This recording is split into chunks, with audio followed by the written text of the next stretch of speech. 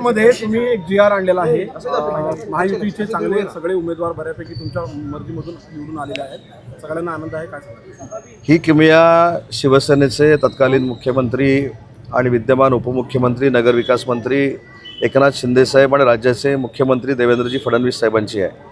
काल ज्यावेळी मी सांगितलं की उद्या साने गुरुजींची 125वी जयंती आहे आणि त्या कार्यक्रमाला मला चिपळूणमध्ये जायचं आहे असं मी ज्यावेळी शिंदे साहेबांना सांगितलं ते मला स्वतःहून शिंदे साहेबांनी विचारलं की पहिलं चिपळूणमध्ये आपल्याला काय काम केलं पाहिजे, कारण आपले महायुतीचे सगळे नगरसेवक नगराध्यक्ष आपला निवडून आला आहे आणि मी साहेबांना विनंती केली की 150 वर्ष या नगरपालिकेला पूर्ण होत आहेत, त्या इमारतीचं काम जर आपण त्यांना करून देऊ शकलो तर एक चांगला संदेश संपूर्ण नगरीमध्ये जाईल।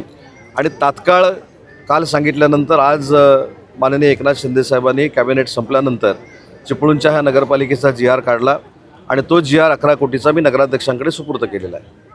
साहेब, तसं बघायला गेलं तर आत्ता जी फळी नगरसेवकांची आलेली आहे ती बऱ्यापैकी नवीन आहे, मोजके 1-2-4 जण सोडले तर सगळेच नवीन आहे। या नवीन नगरसेवकांना कारभार काढण्यासाठी कार्यशाळा वगैरे अरेंज करण्याची कार्यशाळा नक्की आपण घेऊ। मुंबईला आम्ही ती कार्यशाळा घेतोय, एकत्र शिवसेना भाजपची असेल किंवा शिवसेना आणि भाजपची वेगळी आम्ही घेतोय।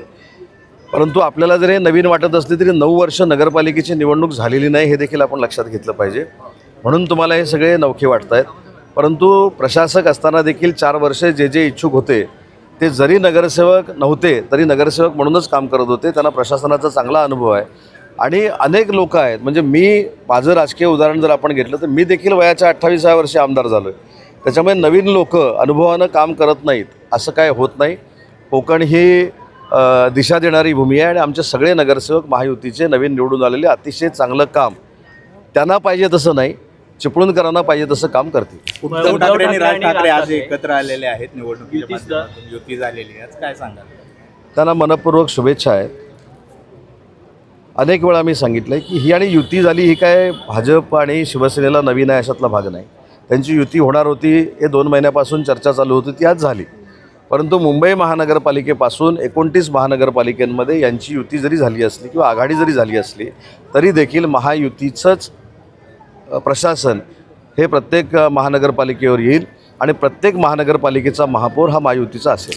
साहेब, 48 तासामध्ये आपण नगरपालिकेला निधी आणून दिलात, तर त्याच धर्तीवर लक्ष्मी ऑर्गॅनिकचा विषय मार्गी लागेल अशी अपेक्षा आहे का? साहेब, लक्ष्मी ऑर्गॅनिकच्या बाबतीमध्ये नाहक माझं नाव टाकून स्वतःची व्यासंग प्रसिद्धी मिळवण्यासाठी काही लोक प्रयत्न करत आहेत।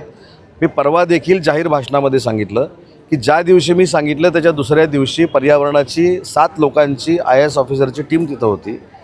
त्या बाबतीमध्ये स्पष्ट जर पालकमंत्री म्हणून मी भूमिका घेतली असेल की ती जर काय PFAS जे असेल हे जर घातक आहे तर ते घातक आम्ही व्हायला देणार नाही म्हटल्यानंतर एवढा टाहो कशाला बाकीच्याने फोडायचा?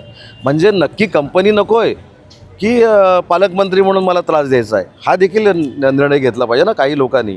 मला सोशल मीडियाचा 100% आदर आहे, पण अशा पद्धतीनं काहीच नसताना कोणाला तरी आणायचं, त्याच्याकडनं काहीतरी वधवून घ्यायचं, त्याला टेक्निकल माहिती नाही त्याच्याकडनं बोलायला लावायचं। माझं मत असं आहे की सरकारची भूमिका स्पष्ट आहे की अशा पद्धतीचा प्रकल्प जर होणार असेल, तिथं प्रोडक्शनच चालू नाही आहे। मी सांगितलं फ्लोरिनचं प्रोडक्शन चालू आहे, पण जो कोय आपण म्हणतोय तो काय क्लोरोफायर अल्काईन काय PFAS त्याचं प्रोडक्शन चालू नाही। त्यांनी ट्रायल बेसिसवर काढण्याचा प्रयत्न केला होता, त्याचं विघटन देखील कुठं झालं हे मी सांगितलं आहे। पण एवढं सांगून सुद्धा कदाचित आता मला माहीत नाही त्याच्यामागं कोण आहेत किंवा काय आहेत, एवढं सांगितल्यानंतर जनतेला कळतं माझी भावना काय, पण काही लोकांना जाणीवपूर्वक जर कळतच नसेल तर मी त्याला काय करू? पुढे सरकार ॲक्शन घेणार आहे की नाही? मी तीच सांगितलं ना, जर याच्यामधनं काहीतरी वेगळं घातक निर्माण करण्याचा प्रयत्न कंपनीवाले करणार असतील तर त्याला आम्ही बॅन करू, इतक्या चांगल्या भाषेत सांगून सुद्धा बॅन करू, प्रतिबंध करू, बंद करू, आता 3 शब्द सांगितले। साहेब, स्थानिक स्वराज्य निकालानंतर चिपळूणमध्ये आघाडीच्या कार्यकर्त्यांचे राजीनामे येत आहेत, महायुतीशी काही संबंध झालाय का, म्हणजे कॉन्टॅक्ट झाले का स्थानिक? मी एवढंच तुम्हाला सांगतो की अनेक UBTचे निवडून आलेले नगरसेवक हे पालकमंत्री म्हणून विकासासाठी माझ्या संपर्कामध्ये आहेत। मी त्यांना सांगितलं की ते जर माझ्याबरोबर आले, माझ्या पक्षाबरोबर आले किंवा भाजपामध्ये आले तर आम्ही त्यांच्यावर काही अन्याय व्हायला देणार नाही। ते वर्षानुवर्ष आमच्या समवेत काम करतात, अशा पद्धतीची वागणूक त्यांना आम्ही देऊ।